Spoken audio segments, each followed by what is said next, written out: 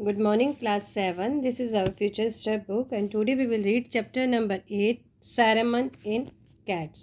Okay, बिल्लियों में उपदेश. तो ये जो स्टेंजा है आपका, ये लिया गया है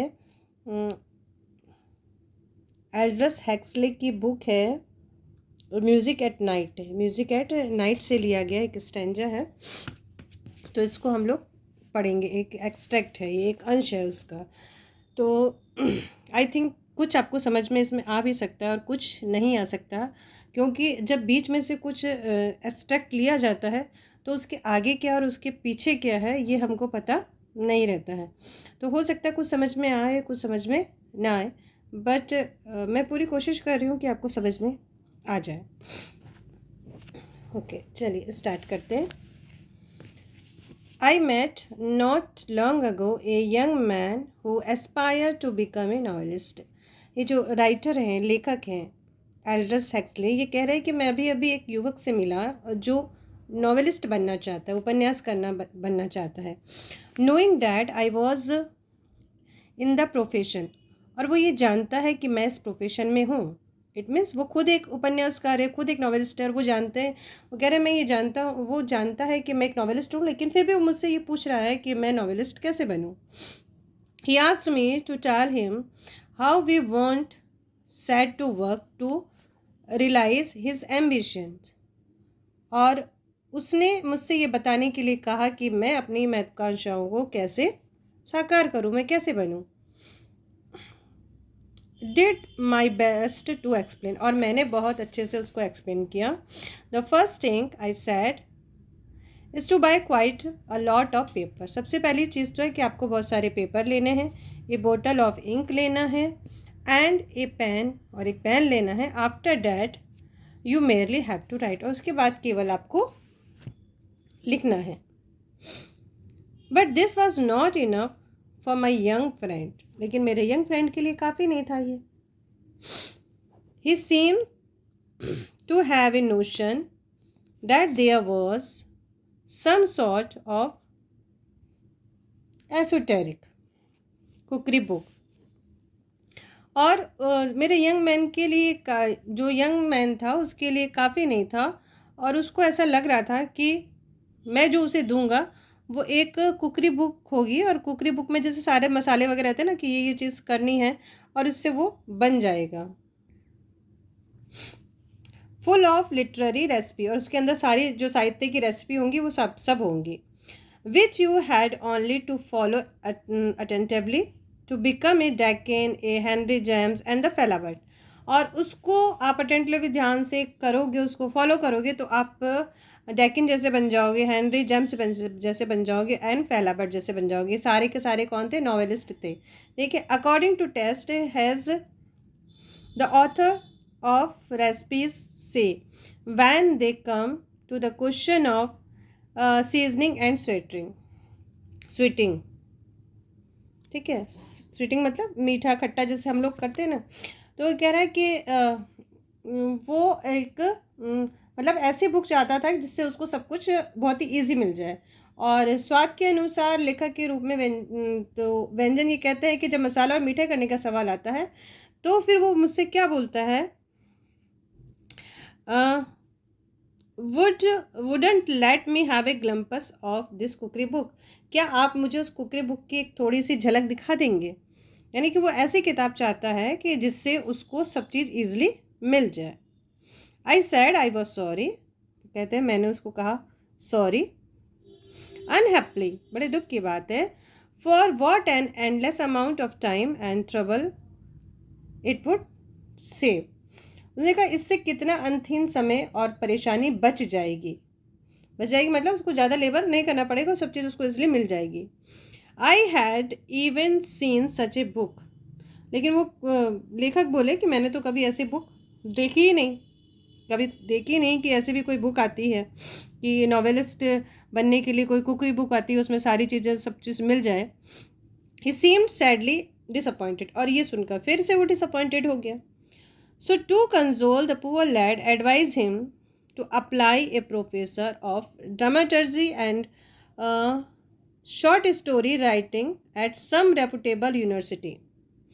Anyone proceed a trustworthy cookery book of literature, it should surely be they. तो इसके बाद उसने कहा कि मैंने उस लड़के को फिर सांत्वना देने के लिए मैंने उसको कहा, और मैंने उसको ये बोला कि आप ऐसा करो, किसी भी एक रेपुटेशन यूनिवर्सिटी में चले जाओ जहाँ पे जो लोग हैं, जो प्रोफेसर हैं, वो नाटक लिखते हैं, लघु कथाएं लिखते हैं, तो आप उनके पास जाओ, शायद उनके पास ऐसी बुक मिल जाए, तो आप उनके पास चले जाओ. But even this was not enough to satisfy the young man. और यंग मैन इससे भी सेटिस्फाई नहीं हुआ. वो अभी भी ये चाहता है कि उसके पास सारी चीज़ें बहुत ईजिली मिल जाए, तो वो अभी भी सेटिस्फाई नहीं हुआ. Disappointed in his hope I would give him a fractional evident of 100 way of cooking eggs. He began to exam me about my method of collecting material. अब क्या, वो तब भी संतुष्ट नहीं हुआ. उसके बाद उसने कहा कि मैंने फिर इससे निराश हुआ वो, तब मैंने उसको कहा कि मैं उसे अंडे पकाने के 100 तरीके का एक काल्पनिक समकक्ष दूंगा, यानी कि मतलब वो इमेजिन करके वो ऐसा कर सकता है. और उसने क्या किया, उसने मुझसे ही बहस करना शुरू कर दिया कि मैंने अपने जो मटेरियल थे, अपने जो सामान थे लिखने के लिए, वो कैसे कलेक्ट किए. तो उसने क्या बोलना शुरू किया, did I keep a notebook और डेली जर्नल. क्या मैंने कभी नोटबुक और डेली जर्नल अपने पास में नहीं रखा. Did I note down thought or phrase in the card index. क्या मैंने कभी अपने विचार, कभी अपने फ्रेजेस कार्ड इंडेक्स में नहीं लिखे. Did I systematically frequently the drawing room of the rich and fashionable. क्या मैं अच्छे तरीके से अमीर और फैशनेबल लोगों के ड्राइंग रूम में बार बार जाता था. और क्या पूछा उसने, did I think it was wise to frequently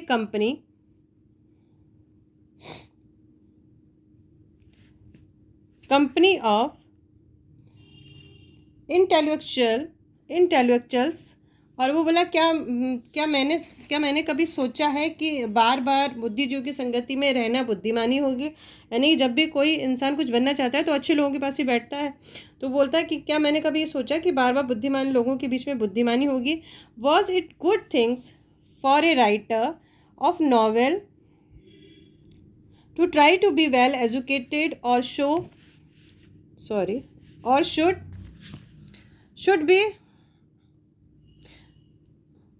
should he confine his reading exclusively to other novels. और ये बोला कि क्या एक उपन्यास लेखक के लिए अच्छी तरह से शिक्षित होने का प्रयास करना अच्छी बात थी, है ना, या उसे पढ़ने के लिए अन्य उपन्यास तक ही सीमित रहना चाहिए. ठीक है, ये क्वेश्चन उसने करना शुरू कर दिया. और इसी तरह से एंड सो ऑन, और इसी तरह से कई क्वेश्चन उसने पूछना शुरू कर दिया. I did my best to reply to those question as noncommittally. Of course I could, and as the young man still looked rather disappointed. फिर उसके बाद ये राइटर कह रहे हैं कि मैंने उसके सारे सवालों की जवाब देने की पूरी कोशिश की, और बिना किसी रुकावट के, और जितना मैं दे सकता था मैंने उसको सारे रिप्लाई अच्छे से दिए. लेकिन वो अब भी उदास लग रहा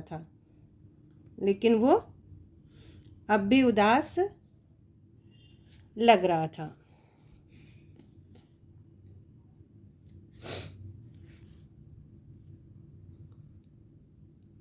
I volunteered a final piece of advice gratuitously, my young friend.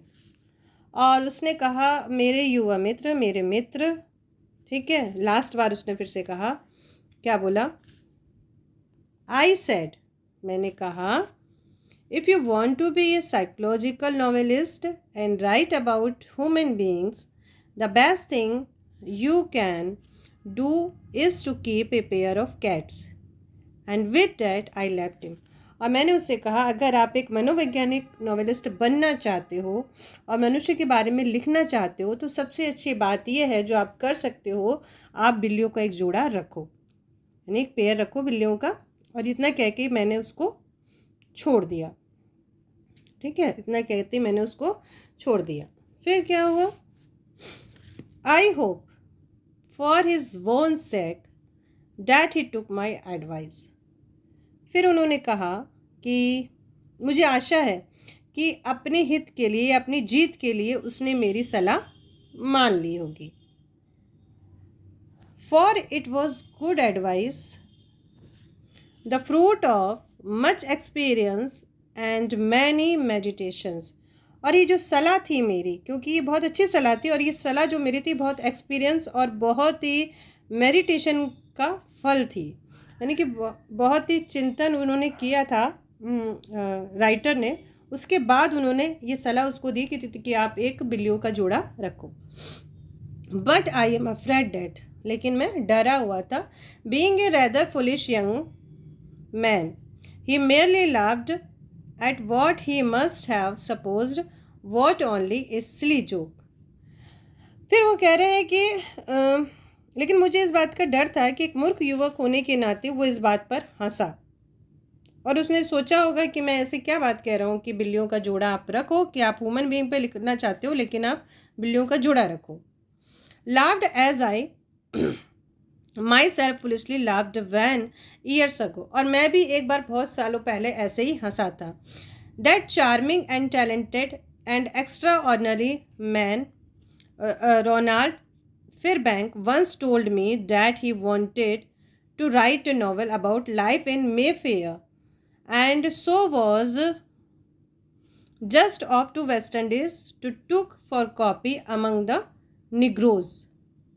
I laughed at the time, but I see now that he was quite right.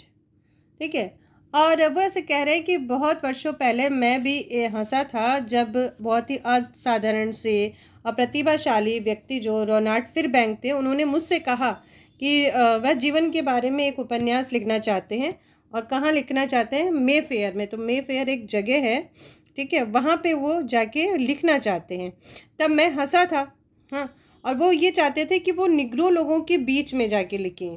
Negro लोग थे जो वेस्ट इंडीज़ के लोग थे, तो वो वेस्ट इंडीज़ के लिए फिर वो रवाना हुए। जब मैंने उनकी ये बात सुनी तो मैं भी हंस रहा था, लेकिन अब मैं देखता हूँ कि वो बिल्कुल सही थे।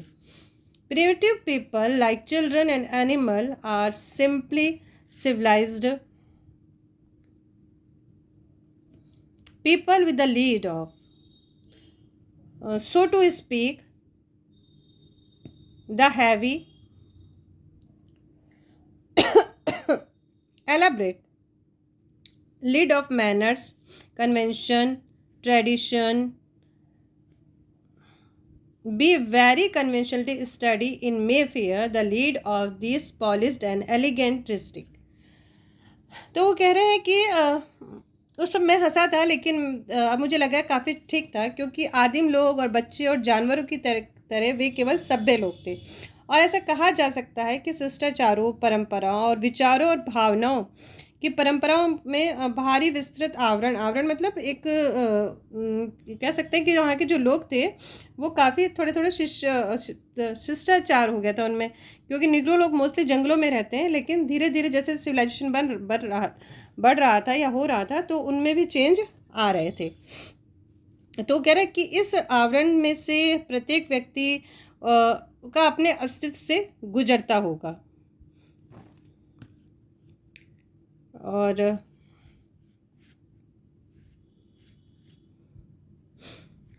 Direct observation, unless we happen to be endowed with the pretending institution, tell us but little, and if we cannot infer what is going on under other leads from what we see. और ये कह रहे हैं ये सिर्फ क्या है, लेकिन ये पॉलिश और खूबसूरत जिलों के ढक्कन के नीचे क्या चल रहा है, क्या चल रहा है। ढक्कन के नीचे मतलब है कि उस जगह क्या हो रहा है। और जब हम लोग डायरेक्टली ऑब्जर्वेशन करते हैं और जब तक कि हम बहुत मर्मज्ञ और अंतर ज्ञान से संपन्न ना हो, अंतर ज्ञान से हम संपन्न ना हो, अंतर ज्ञान का मतलब क्या हुआ कि जब तक हम अंदर से उनके बारे में नहीं जान पाते, जब तक कि हम अंदर से उनके बारे में नहीं जान पाते, तो हमें ये बहुत ही कम चीज़ें पता चलती है। यानी कि हमें उनकी जगह अपने आप को रखना पड़ सकता है, हो सकता है। ठीक है, by peeping under own our own, और हमें अपने अंदर झांकना है और अपना क्या करना है, is the best thing we can do to take the next, sorry फिर से यहाँ से देखिए, if we can not infer what is going on under the leads from that we introspective, तो हमें क्या करना पड़ेगा, अपने अंदर देखना पड़ेगा, अपना आत्मनिरीक्षण करना पड़ेगा, और करके जो हम लोग देखते हैं उससे ये अनुमान लगा सकते हैं कि आखिर वहाँ पे क्या हो रहा है। फिर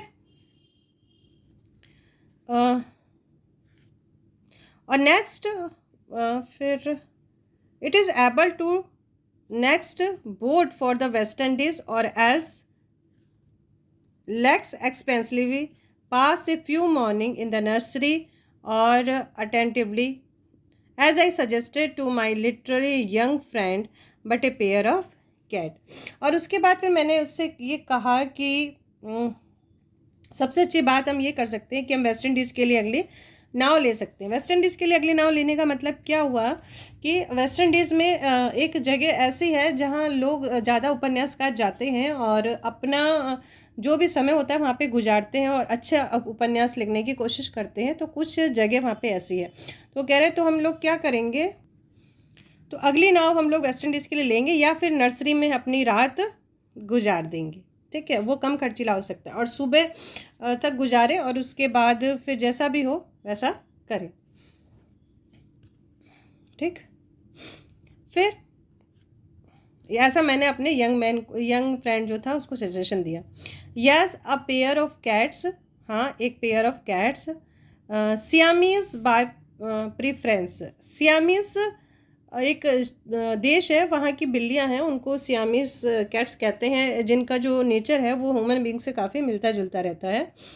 for they are certainly most human of all the race of cat. ये कह रहे हाँ बिल्लियों का जोड़ा, और सबसे पहला जो उनकी सुपीरियरिटी है उसके आधार पर सियामीज कैट्स को ख़रीदना सही रहेगा, क्योंकि वो लोग निश्चित रूप से ही जो इंसान है उसी तरह से बिहेव करती हैं वो। ठीक है, and if not the most beautiful certainly, वो ज़्यादा सुंदर तो नहीं होती हैं, मोस्ट स्ट्राइकिंग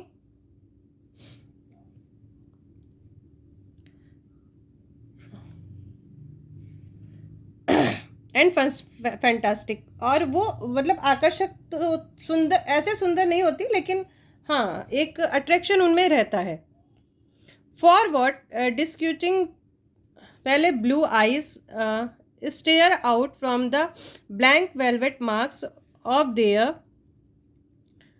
फेस, और उनकी जो आंखें हैं उनका जो चेहरा है ना वो पूरा तरह से बालों से ढका हुआ रहता है और उसमें से उनकी आंखें झलकती हुई दिखाई देती हैं उनके फेस से। स्नो वाइट एट बर्थ, जब वो पैदा होते हैं तो पूरे स्नो वाइट जैसे रहते हैं। Their bodies gradually darken to rich malty colour, और धीरे धीरे उनकी body black and white colour में चेंज हो जाती है। Their fore paws are gloved almost to the shoulders, और उनके जो फोर पास, जो आगे के जो उनके पंजे रहते हैं, ठीक है, वो मतलब पूरी लंबी लंबी भुजाएं जैसे होती है ना बच्चों की, उसी तरह से रहते हैं, लंबे लंबे, और वो पूरी तरह ढके हुए रहते हैं। ढके हुए मतलब उनमें बाल ज़्यादा होते हैं।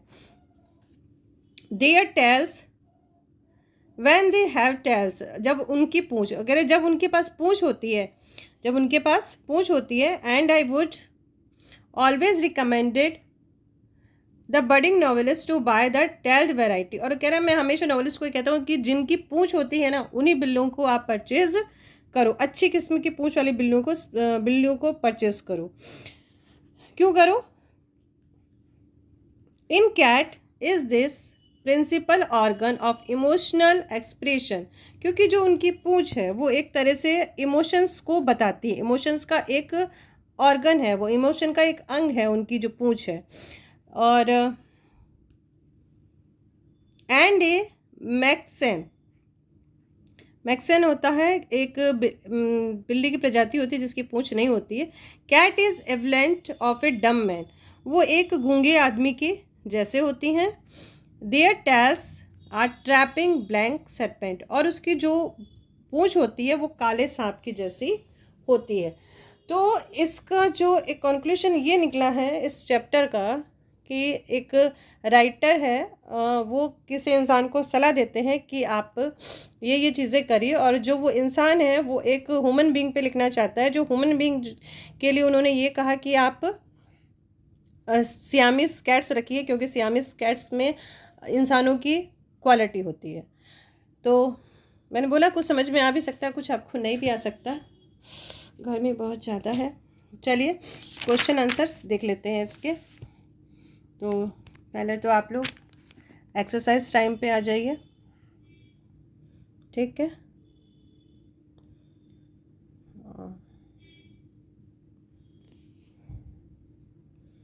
अब आते हैं हम लोग क्वेश्चन नंबर 1 पे, ठीक है। और ये डिटरमिनर्स हैं, ये आपको अपने से ही फील करना है, जिसमें ए एन और द का यूज़ करना है। और ये आपका उसके बाद नॉन फाइनाइट वर्ब है। ये आपका कंप्लीट। अब चलते हैं हम लोग क्वेश्चन आंसर पे। क्वेश्चन 8 वाला आपको करना है, बाकी अभी हम कंप्लीट करवाते हैं आपको। Let's see question number 1, what basic thing does a novelist need? You have to write a novelist need a lot of paper, a bottle of ink and a pen. Okay, now next question number 2, what did the young man want to know? young man क्या जानना चाहता था? young man क्या जानना चाहता था? the young man wanted to know the how become a novelist, ये एक novelist कैसे बने? now see the question number 3, how many question did the young man lad ask? उस लैड ने यंग मैन से कितने question? The young lad asked 4-5 question. I think 4-5 question ही पूछे होंगे, है ना। Question number 4, what did the young man fellow intend to become? Young fellows क्या बनना चाहता था? The young fellow intend to become a psychological novelist, एक साइकोलॉजिकल नॉवेलिस्ट बनना चाहता था। Question number 5, what did the writer advise him to do? क्या सलाह दी उसको? The writer advised him to keep a pair of cats, pair of cat रखने की सलाह दी उनको। Now see the question number 6, where did the Robert go in the order to about the real life of the people in Mayfair? तब क्या Robert went to West Indies, कहाँ गए? West Indies गए। और उसके बाद क्वेश्चन में से ही देखना है आपको। फिर question number 7, why did the writer advise the young man to buy a pair of Siamese cat? Siamese cat ने क्यों सलाह दी उनको? The writer advise the young man to buy a pair of Siamese cat so that he could know the nature of human, ताकि वो इसके बारे में जान सके। अब ये तो था हमारा। अब आपको चैप्टर की पूरी जो ट्रांसलेशन है वो आपको एक बार फिर से समझा देते हैं, ताकि आप उसको फिर से रीड करें और फिर से समझें, और जब बच्चों को पढ़ाएं तो अच्छे से पढ़ाएं। ओके, तो ओके चलिए देखते हैं फिर से एक बार हम। First of all you have to keep book in front of you, आपको अपने सामने किताब रखनी है, और उसके बाद में आप इसको अपनी बुक को देखेंगे, और जो ट्रांसलेशन है आई एम स्पीकिंग, और आपको देखना भी है और सुनना भी है और समझना भी है, ठीक है। तो ये आपकी पूरी बुक का ट्रांसलेट है। इसको इसलिए लिख दिया है ताकि आपको और ईज़िली इसको समझ सकें, क्योंकि कुछ चैप्टर ऐसे होते हैं जो समझ के बाहर होते हैं। इसलिए होते हैं क्योंकि वो पूरी किताब नहीं होते, वो किताब के बीच में से लिए जाते हैं, ठीक है। अब बाय द वे मान लीजिए आपकी कोई स्टोरी है और आप अभी प्रेजेंट का कुछ कह रहे हैं, लेकिन उसमें फ्यूचर भी है और पास्ट भी है, तो वो चीज़ क्या है ये समझ में नहीं आता है। नेवर माइंड, ठीक है, जितना कोशिश होता है हम लोग करते हैं। चलिए, तो ये आपका स्टोरी है, कहाँ से ली गई है? रात में संगीत से। और राइटर कौन है हमारे? एल्डस हैक्सले, ठीक है। अभी कुछ समय पहले मेरी मुलाकात एक ऐसे युवक से हुई जो उपन्यासकार बनने की इच्छा रखता था, ये जानते हुए कि मैं इस पेशे में हूँ। उन्होंने मुझसे ये बताने के लिए कहा कि उन्हें अपनी महत्वाकांक्षा को साकार करने के लिए कैसे काम करनी चाहिए। ठीक है, मैंने समझाने की पूरी कोशिश की। पहली बात, मैंने कहा बहुत सारा कागज़, शाई की एक बोतल और एक पेन खरीदना है, उसके बाद आपको बस लिखना है। लेकिन मेरे युवा मित्र के लिए ये पर्याप्त नहीं था। उन्हें ये धारणा प्रतीत होती थी कि साहित्यिक व्यंजनों से भरपूर किसी प्रकार के गुण पाक शास्त्र पुस्तक है। ये ऐसा क्यों बोला गया कि अगर लिखना है साहित्यिक, क्या एक तरीके से खाने की चीज़ है, बस हो गया, हमने किया और उसके बाद हम लोग बन गए, जिसका भरपूर किसी प्रकार की जिसका आपको केवल डिफेंस हेनरी और जेम्स फ्लाबर्ट बनने के लिए ध्यानपूर्वक पालन करना होगा। और आपको क्या करना पड़ेगा? उसका ध्यानपूर्वक पालन करना पड़ेगा। स्वाद के अनुसार के लिए लेखक के रूप में व्यंजन कहते हैं, लेखक के रूप में व्यंजन कहते हैं। यानी कि जब वो सब रेडी हो जाएगा तो एक तरीके से क्या हो गया? राइटर बन गए। राइटर मतलब क्या हो गया? व्यंजन बन गए, है ना। जब मसाला और मीठा करने का सवाल आता है, क्या मैं उस कुकरी बुक की एक झलक नहीं देखने दूंगा? तो वो राइटर से पूछते हैं, तो क्या आप मुझे उसकी एक किताब की झलक दिखा दीजिए। तो राइटर ने कहा, मैंने कहा मुझे खेद है, लेकिन यह दुख की बात है। इससे कितना अनथीन समय और परेशानी बच जाएंगे। ऐसा काम मैंने कभी नहीं देखा था। वह बहुत निराश लग रहा था। इसलिए उस गरीब लड़के को मैंने सांत्वना देने के लिए मैंने उसे किसी प्रतिष्ठित विश्वविद्यालय में नाट्यशास्त्र और लघु कथा लेखन के प्रोफेसरों के पास आवेदन करने की सलाह दी।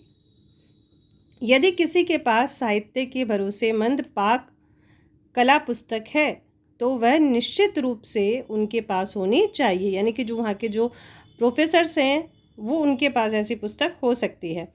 लेकिन यह भी युवक को संतुष्ट करने के लिए पर्याप्त नहीं था। इस आशा से निराश होकर कि मैं उसे अंडे पकाने के 100 तरीकों का काल्पनिक समकक्ष दूंगा, उसने सामग्री एकत्रित करने के मेरे तरीकों के बारे में मुझसे जिरह करना शुरू कर दिया। यानी कि उन्हीं से आर्ग्यूमेंट करना शुरू कर दिया। क्या क्या किया था उन्होंने उससे पूछा, क्या मैंने एक नोटबुक रखा था, और एक पत्रिका, नोटबुक या पत्रिका रखी थी, जर्नल रखा था? क्या मैंने विचारों और वाक्यांशों यानी फ्रेज जो होते हैं ना, उनको कार्ड इंडेक्स पे लिखा था? क्या मैं व्यवस्थित रूप से अमीरों और फैशनेबल लोगों के घरों में या उनके रूम में बार बार जाता था? क्या मैंने सोचा कि बार बार बुद्धिजीवियों की संगत में रहना बुद्धिमानी होगी? क्या एक उपन्यास लेखक के लिए अच्छी तरह से शिक्षित होने का प्रयास करना अच्छी बात थी, या उसे पढ़ने के लिए केवल अन्य उपन्यास तक ही सीमित रखना चाहिए? और इसी तरह के उसने सवाल पूछे। मैंने इन सवालों के जवाब देने की पूरी कोशिश की, बेशक बिना किसी प्रतिबद्धता के, जितना मैं कर सकता था। और चूंकि वह युवक अभी भी उदास लग रहा था, मतलब इतना उसको समझा दिया, उसके बाद भी वो उदास लग रहा था, मैंने स्वेच्छा से यानी अपनी इच्छा से और फ्री में उसको फिर एक अंतिम सलाह दी। मेरे युवा मित्र, मैंने कहा, यदि आप एक मनोवैज्ञानिक उपन्यासकार बनना चाहते हैं और मनुष्यों के बारे में लिखना चाहते हैं तो सबसे अच्छी बात है जो आप कर सकते हैं वह है एक बिल्लियों का जोड़ा रखना। और इसके साथ ही मैंने उसे छोड़ दिया। ठीक है, ये आपका यहाँ तक हो जाएगा, उसके साथ ही मैंने उसको छोड़ दिया। ठीक है, फिर उसके बाद मुझे आशा है अपने हित के लिए यानी कि अपनी भलाई के लिए उसने मेरी ये बात मानी होगी, क्योंकि यह अच्छी सलाह थी, बहुत अनुभव और बहुत ही चिंतन का फल, यानी कि बहुत ही एक्सपीरियंस के साथ ही कोई आपको सलाह दे सकता है और उसका एक्सपीरियंस अच्छा रहा होगा उस वे में। परंतु मुझे डर है कि वह एक मूर्ख युवक होने के नाते वह केवल इस बात पर हंसा कि उसने जो सोचा होगा वह केवल एक मूर्खतापूर्ण मजाक था। यानी कि वो कह रहा है कि उस युवक को लगा होगा कि मैं मजाक कर रहा हूँ। फिर वो कह रहे हैं हंसा, जैसा कि मैं स्वयं मूर्खतापूर्ण ढंग से हंसा था। वो भी कभी हंसे थे जब किसी ने उनको ऐसी सलाह दी थी। जब वर्षों पहले उस आकर्षक और प्रतिभाशाली और असाधारण व्यक्ति रोनाल्ड फिरबैंक ने एक बार मुझसे कहा था कि वह जीवन के बारे में एक उपन्यास लिखना चाहते हैं, तो जो थे वो रोनाल्ड बैंक का, वो भी एक उपन्यास लिखना चाहते थे मेफेयर एक जगह का नाम है, और इसलिए निगरों के बीच नकल की तलाश के लिए वेस्ट इंडीज़ के लिए रवाना हो गए थे। वो मैं भी उस समय हंसा था, लेकिन अब मैं देख रहा हूँ कि वह बिल्कुल सही था। आदिम लोग बच्चों और जानवरों की तरह केवल सभ्य लोग हैं। ऐसा कहा जा सकता है कि शिष्टाचारों, परंपराओं और विचारों और भावनाओं की परंपराओं का भारी विस्तृत आवरण, जिसके नीचे हम में से प्रत्येक व्यक्ति अपना अस्तित्व गुजारता मतलब सबका अपना अपना काम है। इस ढक्कन का मेफेयर हम कहें या पैसी जगह का नाम है जहाँ पे उपन्यासकार जाके अपनी राइटिंग लिखते थे, या पार्क या एवेन्यू में बहुत आसानी से अध्ययन किया जा सकता है। तो ऐसी जगह में जो उपन्यासकार है बहुत ही आसानी से अपना अध्ययन करते हैं। चलिए, लेकिन इन पॉलिश और खूबसूरत जिलों में ढक्कन के नीचे क्या चल रहा है, ढक्कन के नीचे क्या चल रहा है मतलब उन लोगों के बीच में क्या चल रहा है। डायरेक्ट ऑब्जर्वेशन करके जब हम देखते हैं, जब तक कि हम बहुत मर्मज्ञ यानी कि बहुत ही अंदर से हमारे में वो चीज़ नहीं आ जाती और अंतर ज्ञान हमारे पर नहीं आ जाता, हमें बहुत कम बताता है। यानी जब तक हम उनके जैसे नहीं हो जाते तो हम कोई चीज़ सीख नहीं पाएंगे। और यदि हम अपने अंदर झांक कर आत्मनिरीक्षण करके जो देखते हैं, उससे ये अनुमान नहीं लगा सकते कि अन्य पलकों के नीचे क्या हो रहा है। वो ये भी कह रहे हैं कि ऐसा भी नहीं कि अगर हम अपने देख लें तो, क्योंकि हर इंसान के जीने का तरीका अलग अलग होता है, हर जाति के लोग अलग अलग तरीके से जीते हैं।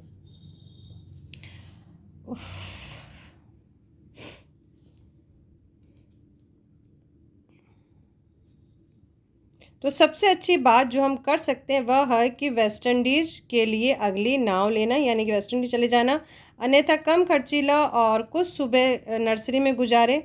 फिर यहाँ वैकल्पिक रूप से यानी कि अल्टरनेट रूप से, जैसा कि मैंने अपने साहित्यिक युवक को सुझाव दिया था, बिल्ली का एक जोड़ा रखना। ठीक है, बिल्ली का एक जोड़ा खरीद लो। हाँ, बिल्लियों का एक जोड़ा प्राथमिकता के आधार पर एक साम मतलब सियामीज कैट की बात हो रही है, क्योंकि वह निश्चित रूप से सभी बिल्लियों की नस्ल में सबसे अधिक मानव है। मानव मतलब उसमें मानवता के गुण ज़्यादा है इंसानों के, साथ ही सबसे अजीब,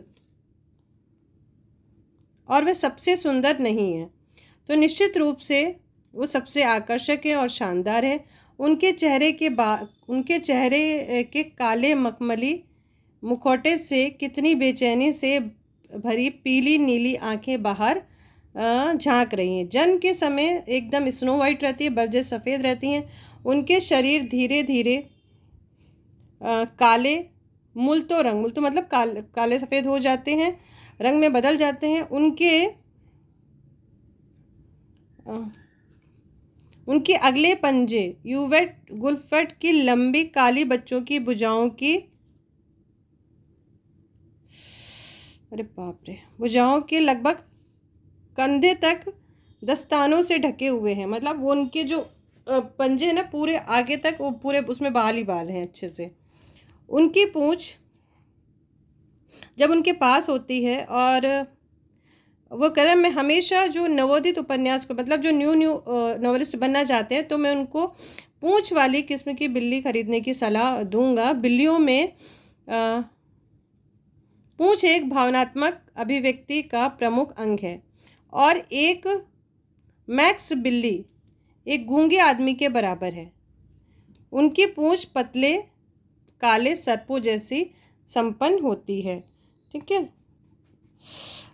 तो ये थी आपकी सैलेमन इन कैट्स। कोशिश करिएगा, फिर से पढ़िएगा, समझ में कुछ आएगा कुछ नहीं आएगा, क्योंकि मुझे भी कुछ आया कुछ नहीं आया। और गर्मी का मौसम बहुत ज़्यादा है, बहुत ज़्यादा गर्मी, इसलिए थोड़ा वीडियो बनाने में लेट हो रहा है, तो सो सॉरी इसके लिए। और कुछ अगर समझ में नहीं आया तो उसके लिए भी सॉरी, पर आई डिड माई बेस्ट, बहुत कोशिश की कि अच्छा समझा सकूँ। ओके, बाय बाय, ठीक है, फिर मिलेंगे।